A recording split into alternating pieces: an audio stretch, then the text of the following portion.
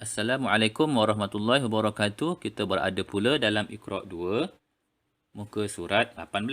Lihat pada baris yang pertama.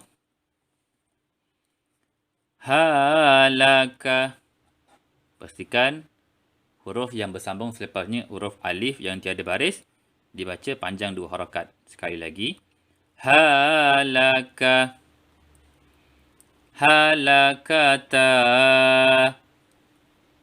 Fahalaka.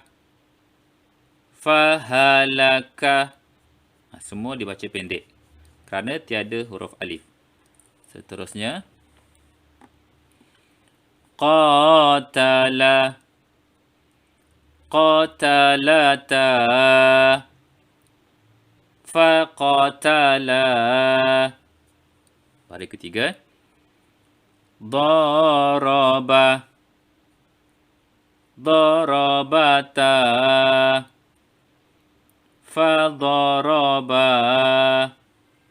Seterusnya, baris yang keempat. Hadama. Hadama. Hadamata. Fahadama. Seterusnya.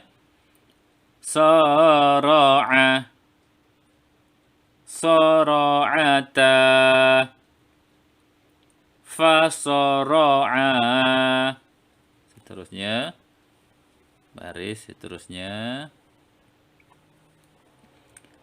Hajama. Hajamata. Hajamata. Fahajama. Baris seterusnya. Qawama. Qawamata. Faqawama. Baris yang terakhir. Radhala. Radhala. Radhalata. Faradhala. Faradhala. Sekian saja. Assalamualaikum warahmatullahi wabarakatuh.